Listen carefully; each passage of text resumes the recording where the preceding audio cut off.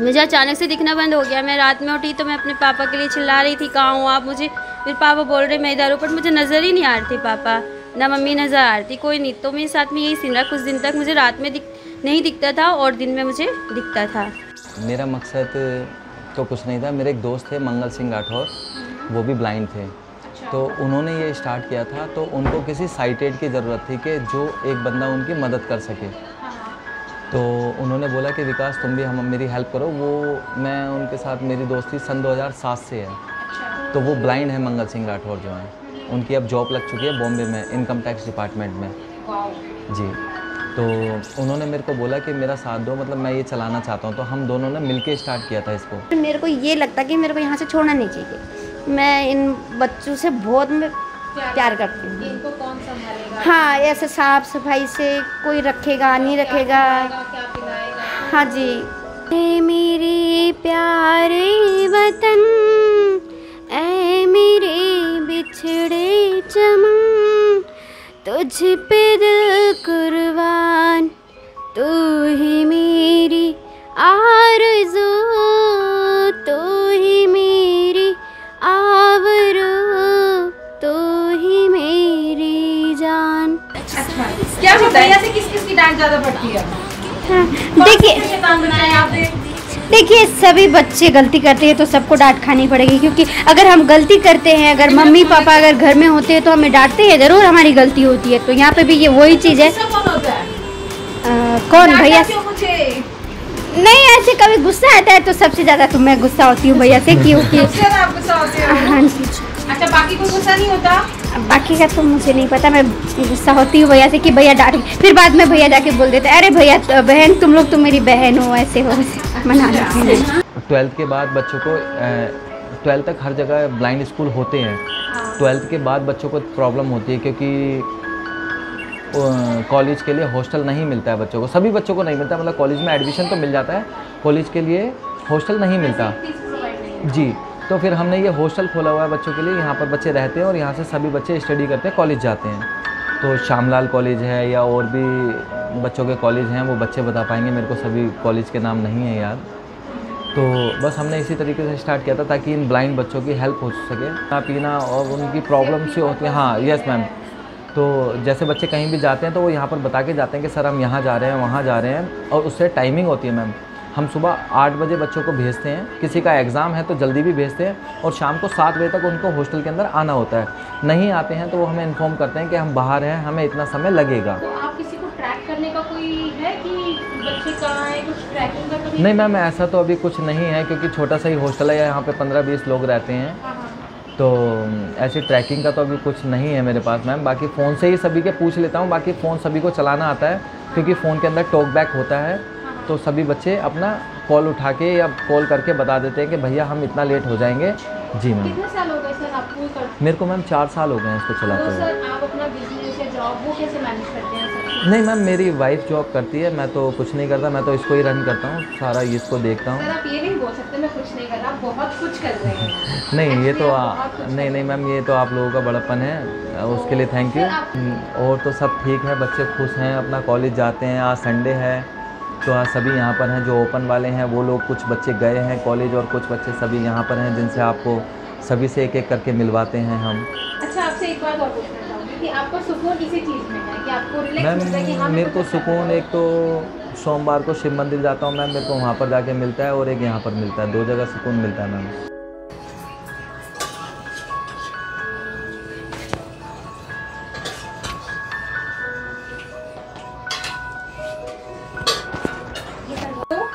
बच्चों को दाल चावल सब्जी सब खाते हैं? हाँ सब खाते हैं। मैंने दाल बनाई थी और ये रोटी भी बनाई, सवेरे आलू के पराठे बनाए। अच्छा। हाँ जी, और आलू का चोखा बनाया। अच्छा, बच्चों को क्या क्या फेवरेट लगता है? आलू का चोखा। अच्छा। हाँ, दाल चावल।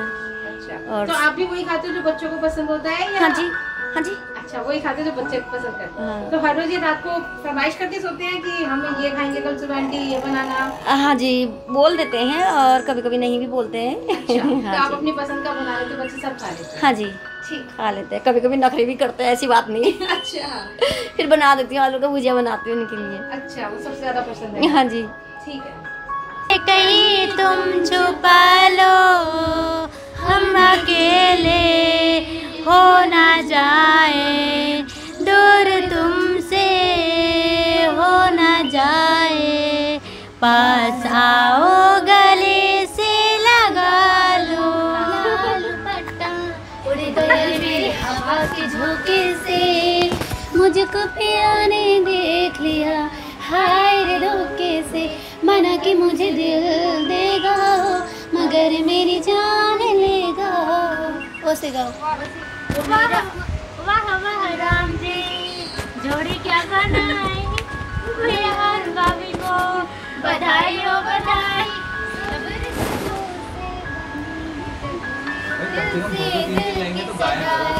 अच्छा इश्क में जब जी घबराया, दूरियां दिल सह नहीं पाया, मैं इतनी दीवानी हो गई, मैं कुछ समझ न आया, साजन साजन साजन साजन।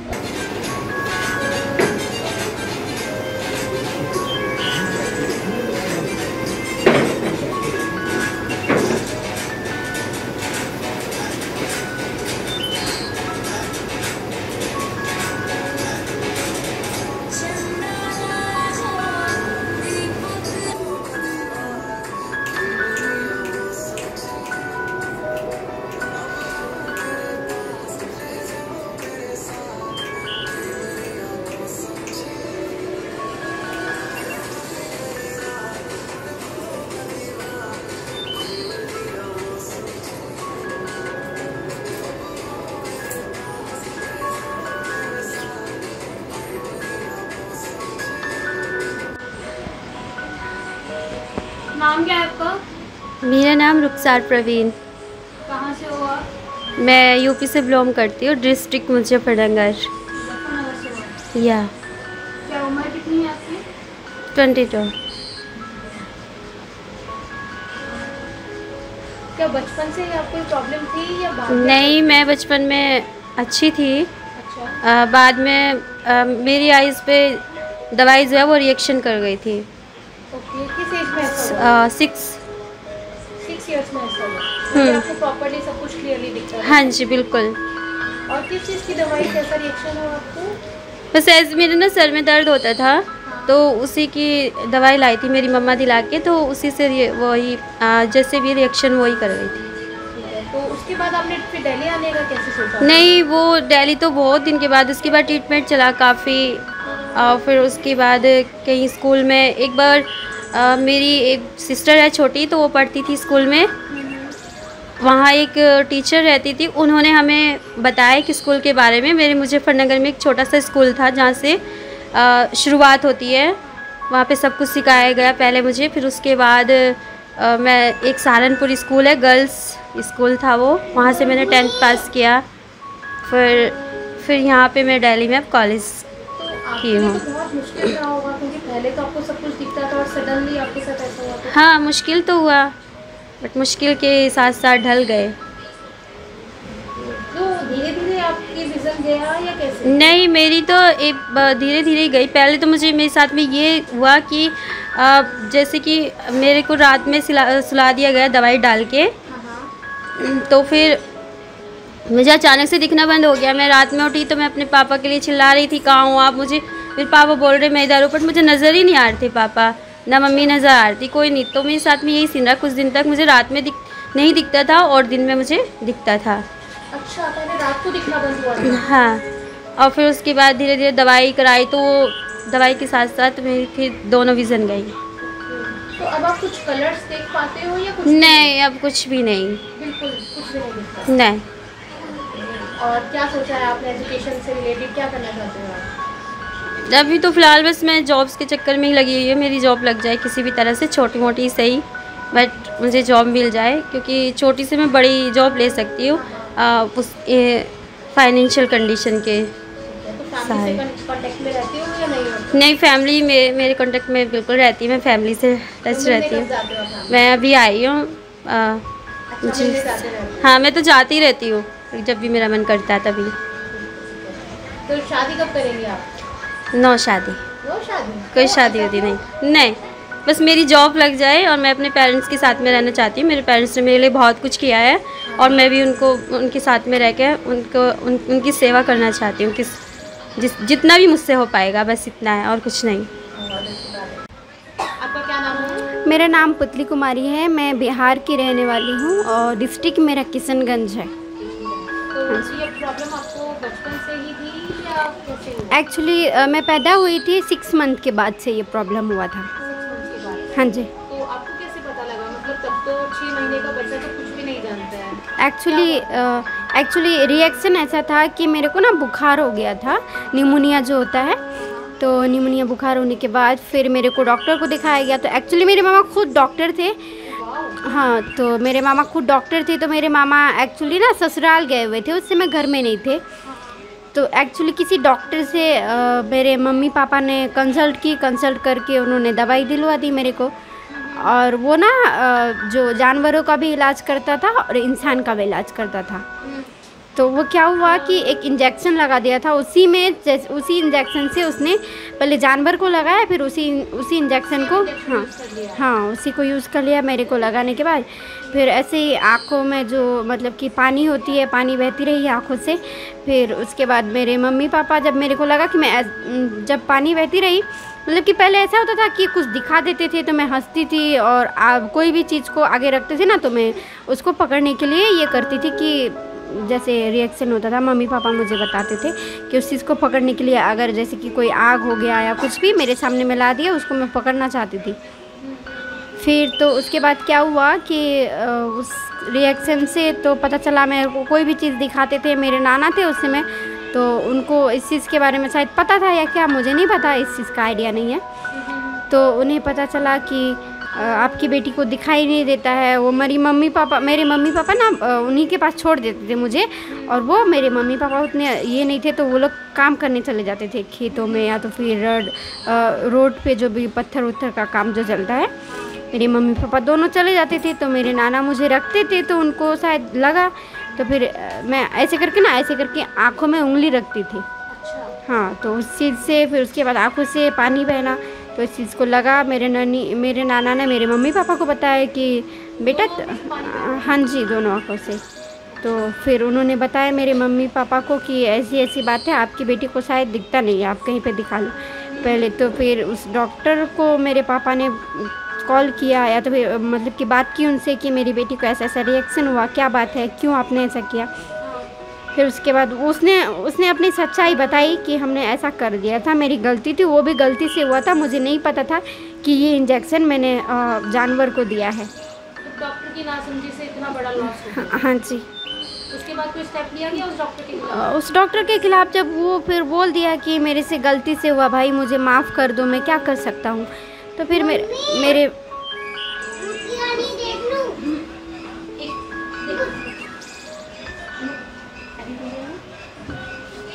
उसकी एक माफ़ी से, लेकिन आपकी तो पूरी लाइफ ही बदल गई। हाँ, मेरी लाइफ ही बदल गई। तो फिर मेरे मम्मी पापा ने बोला कि अब जब वो इतना पैर पकड़ रहा है, हाथ जोड़ रहा है, तो फिर हम उसको क्या ही कर सकते हैं। तो फिर उसके बाद आप लोगों ने कोई मुआवजा मांगा उनसे? हाँ जी, मुआवजा तो मांगा था। फिर उस मुआवजे का लेके हम क्या करेंगे जब डॉक्टर से कंसल्ट किए। एक बात बताओ, अगर उस डॉक्टर के खिलाफ हम लोग स्टेप नहीं लेंगे, अगर उसने वो गलती किसी और के साथ की, तो हम नहीं, तो सिर्फ उसकी माफ़ी सुन के आप लोगों ने उसको बोल दिया चलो ठीक है कोई बात नहीं, और सेम अगर उसने किसी और बच्चे के साथ ऐसा कर दिया तो नहीं। तो फिर उसके बाद उसको बोला गया, वो मतलब कि लिखित वगैरह जो भी कुछ हुआ था, वो लोग पता नहीं, मुझे तो उतना नॉलेज नहीं है जितना मेरे को बताया गया है। मैं बड़ी अब आप बड़े हो गए हो, अब आपको भी पता है कि आपकी पूरी लाइफ चेंज हो गई। हाँ। इतनी छोटी सी गलती से। हाँ जी। अगर उसके खिलाफ स्टेप लिया होता तो आज या तो वो डॉक्टर नहीं होता। हाँ जी। नहीं तो अब वो मतलब कि उसके बाद फिर उसने डॉक्टरी करना ही छोड़ दिया। पता नहीं क्या, मेरे मम्मी पापा मामा वगैरह मिलके कुछ ऐसे ही किए होंगे, बता रहे जैसे कि मैंने थोड़ा बहुत किया था कि ऐसे उसने डॉक्टर का ही छोड़ के दूसरा कोई जॉब करने लगा अपना, मतलब कि हाँ कि गलती हुई। तो इस चीज़ को लेकर के फिर उसने बोला कि कोर्ट वूट में मत ये करो, क्योंकि मेरा लाइफ है। फिर यही सोच के कि अगर जब बच्चे का लाइफ तो ख़राब हो ही गया, तो फिर उसके बाद अब मेरे बच्चे का, जब उसने पहले बोला था कि अगर ठीक हो जाएगा तो मैं ठीक करा दूंगा, जितना पैसा लगेगा मैं देने के लिए तैयार हूँ। तो डॉक्टर ने डायरेक्ट मना कर दिया कि पहले अगर लेके आते तो शायद हो सकता था। और 1 महीना हो गया है, 1 महीना का बच्चे का आँख से आंसू बह बह के जो अंदर की नसें हैं वो सूख गई है आँखों की। तो अब जैसे जैसे आपकी एज बढ़ी, जब थोड़ी थोड़ी समझ आने लगी, तब आपको कुछ कलर्स कुछ दिखते थे या नहीं, कुछ भी नहीं दिखता था। हाँ जी, कुछ भी नहीं पता चलता था इस चीज़ को लेकर के। तो मैं पहले क्या सोचती थी, जब मैं गांव में थी, कहीं भी पढ़ाई लिखाई कुछ नहीं करती थी, कि जो पूरे वर्ल्ड है, वर्ल्ड में सिर्फ मैं ही ऐसी हूँ, मेरे अलावा और कोई भी नहीं है। हाँ, तो फिर जब मतलब कि ऐसा हुआ, फिर मेरे भैया मेरे को गांव के स्कूल में एडमिशन करा दिए। तो गांव के स्कूल में जाती थी, पढ़ाई लिखाई सब कुछ अच्छा होता था, बट यही होता था कि एग्ज़ाम्स के टाइम आता था तो मेरे को रोना आता था इस चीज़ को लेकर के। सब लिख रहे हैं, मैं ही नहीं लिख पा रही हूँ। तो मेरा क्या होता था कि मैं क्वेश्चन पेपर, जो टीचर थे वो समझते थे इस चीज़ को, याद कराते थे, मैं अच्छा से याद कर लेती थी। लेकिन राइटिंग को लेकर के मैं सोचने लगी कि आगे कैसे क्या होगा, मुझे आगे पढ़ना। मेरे भैया को एक दिन ऐसे बड़े होने के बाद कम से कम 1 क्लास पास हो गई थी, 2 क्लास में एडमिशन कराया। तो मेरे भैया को बातें बातों में मेरे मम्मी पापा, उसके बाद ना क्या हुआ था कि मेरे पापा, फिर इसी टेंशन में मेरे पापा की डेथ हो गई। जितनी सारी हमारी ज़मीन वगैरह थी सबको बेच बाच के दिखाने के बाद मेरे पापा की डेथ हो गई। तो पापा की डेथ होने के बाद फिर मम्मी क्या की कि मम्मी, फिर हम तीनों, मेरी और भी 2 सिस्टर्स हैं और वो मतलब कि एक ब्रदर हैं। तो फिर मेरी मम्मी पाली, जैसे जैसे करके मेरे भैया को इंटर तक की पढ़ाई करवाई, मेरी बड़ी सिस्टर को भी इंटर तक की पढ़ाई करवाई। और मेरी छोटी वाली सिस्टर ज़्यादा पढ़ी लिखी नहीं है, क्योंकि वो पढ़ाई, मेरे मम्मी पापा के डेथ हो गए थे, उसके बाद फिर मम्मी का भी तबीयत ख़राब रहने लगा। तो मेरी छोटी सिस्टर का जब वक्त आया पढ़ने का, तो भी पढ़ाई लिखाई नहीं कर पाई, मम्मी पे ध्यान देने लगी कि मुझे तो दिखता नहीं था, तो मैं कैसे उतना ये करूँगी। मैं समझदार थी, लेकिन जितना हो सकता था मेरे से हाँ कर देती थी, तो फिर जितना। मेरे भैया मुंबई में काम करते हैं, मेरी मम्मी की भी डेथ हो चुकी है 2013 में, और मेरे भैया की शादी हो चुकी है, बहन की शादी हो चुकी है। तो अब शादियों में आप जाते हो या कैसे?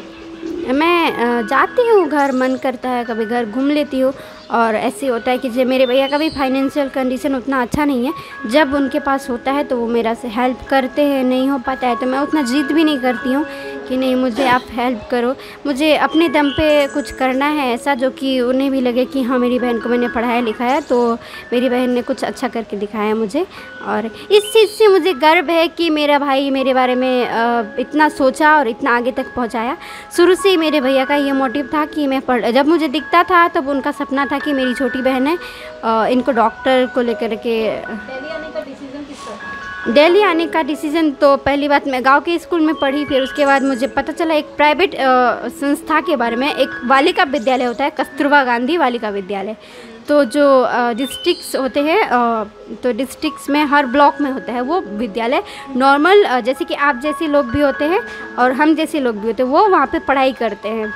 तो उसमें थोड़ी बहुत वहाँ पे फैसिलिटीज़ थी। तो 5 क्लास तो मैंने गांव में पढ़ाई की ऐसे ही नॉर्मल लोगों के साथ, जैसे कि पढ़ाई लिखाई तो सब कुछ कर लेती थी, मैं लिख नहीं पाती थी इस चीज़ को लेकर के। तो मेरे भैया जो एग्ज़ाम होते थे मेरे भैया खुद दे देते मेरा पेपर, मैं क्वेश्चन पेपर टीचर से मांग के लेके आ जाती थी। टीचर बोलते थे ठीक है बेटा आप कोई बात नहीं, घर से मैं बताती थी मेरे भैया को कि मेरा ये क्वेश्चन है, मेरे भैया वो राइटिंग करते थे और फिर मैं ले जाके उस पेपर को जमा कर देती थी। 5 क्लास तक ऐसा हुआ। फिर तो वो ब्लॉक में था, मेरे ब्लॉक में था एक गांव का नाम था, उस गांव में था जो एक कस्तूरबा गांधी बालिका विद्यालय संस्था। तो 6 क्लास में वहाँ मेरा एडमिशन हुआ। तो वहाँ एडमिशन हुआ तो फिर वहाँ मैंने पढ़ा 3 साल, 6, 7, 8। फिर 8 के बाद तो वहाँ पे भी वहीं पे हमने ब्रेल वगैरह सिखाया। एक ब्रेल टीचर रखा गया था पर्सनली हम लोगों के लिए कि इन बच्चों को ब्रेल सिखाया जाए। तो वहाँ पे हमने ब्रेल सीखा 3 साल तक। फिर उसके बाद पढ़ाई 9th में एडमिशन कराने की बारी आई मेरी। तो मेरे गांव में मैंने सोचा कि अब क्या कैसे होगा। फिर गांव में भी सीट फुल हो गया, स्कूल में एडमिशन नहीं हुआ। फिर दिल्ली आई, 8 क्लास का टीसी लेकर के मैं दिल्ली आई। दिल्ली में आके फिर पता चला कि 9th में यहाँ पे भी किसी कारणवश एडमिशन नहीं हुआ। तो मैंने प्राइवेट से 10th का पेपर दिया। प्राइवेट से 10th का पेपर देके तब मैं अभी BA फाइनल ईयर में हूँ। मेरा कॉलेज है इंद्रप्रस्थ कॉलेज फॉर वुमेन। एक हाँ चीज़ जी। तो आपको देख के पता लगी हम लोगों में पढ़ाई की इतनी वैल्यू नहीं है जितनी आपको वैल्यू है। हाँ जी, देखिए अगर हमारे लिए ना सबसे इम्पोर्टेंट यही है कि पढ़ाई या तो फिर अपना कुछ हो। जिसके पास अपना जैसे कि पैसा होता है, वो उसकी फैमिली अच्छी होती है, तो उनके लिए क्या होता है कि वो कोई भी बिजनेस करके नहीं भी बैठेगा और 2-4 नौकर चाकर को बैठा देगा तो चलो उसका काम चल जाएगा। लेकिन हम जो हमारी फैमिली है मिडिल क्लास फैमिली, तो हमारे लिए तो पढ़ाई ज़रूरी है, क्योंकि अगर हम पढ़ाई नहीं करेंगे तो आगे फिर हम कुछ नहीं कर पाएंगे।